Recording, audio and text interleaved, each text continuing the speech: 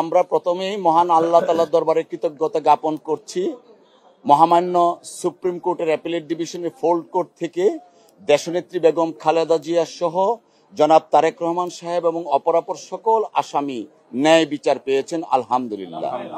সেই সাথে আমরা আজকে এই মামলায় যারা সম্পৃক্ত ছিলেন, মরহুম এজে মোহাম্মদ আলী সাহেব, মরহুম খন্দকার মাহবুবুর রহমান স্যার, মাহবুব হোসেন স্যার এবং মরহুম ব্যারিস্টার জমিরুদ্দিন সিরকার স্যার সহ মরহুম ব্যারিস্টার মওদুদ আহমেদ স্যার, উনারা এই মামলায় সম্পৃক্ত ছিলেন। আমি দুঃখিত, সিরকার স্যার চলে আসছেন, উনি কিন্তু এখনো আছেন, আমাদেরকে নেতৃত্ব দিচ্ছেন। আমি দুঃখিত, উনি মামলা এখনো আছেন।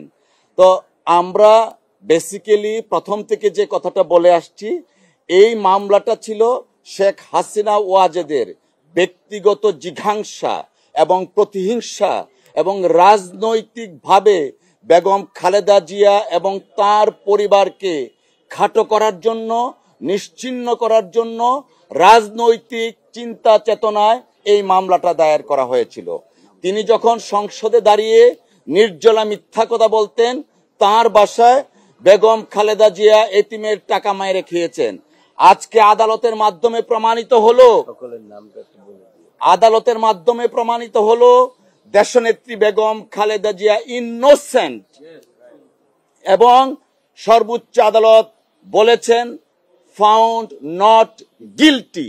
এবং এই মামলায় যে সামাজিকভাবে দেশনেত্রী বেগম খালেদা জিয়া সহ অপরাপর আসামিদেরকে লেবেল করা হয়েছিল, সেই ব্যাপারে আদালত অ্যাড্রেস করেছেন। পূর্ণাঙ্গ জাজমেন্ট পেলে আমরা বুঝবো।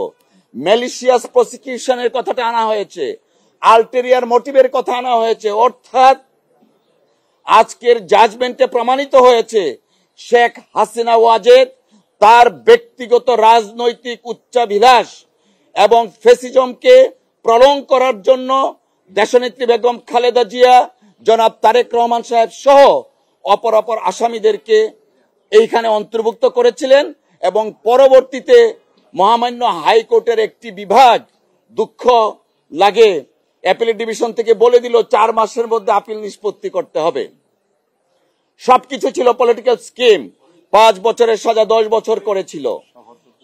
তারা সকলেই আজকে মহামান্য আদালতের এই রায়ের মাধ্যমে প্রমাণিত হয়েছে আনফরচুনেটলি বেগম খালেদা জিয়ার উপর, জনাব তারেক রহমান সাহেবের উপর অবিচার হয়েছিল। আজকের এই মহামান্য আদালতের রায়ে এটাও বলেছেন আপিল অ্যালাউ করা হলো। সমস্ত judgment, both the judgment of the high court division, যে দুইটা জাজমেন্ট হয়েছিল 5 বছর এবং 10 বছর, সেটা বাতিল। ট্রায়াল কোর্টের যে জাজমেন্ট সেটাও বাতিল। এবং নন অ্যাপিলিং যারা ছিলেন, অর্থাৎ জনাব তারেক রহমান সাহেব, উনিও আজকে মহামান্য সুপ্রিম কোর্টের সর্বোচ্চ আদালত দ্বারা ইনোসেন্ট নট গিলটি প্রমাণিত হলো। আপনাদের সকলকে ধন্যবাদ।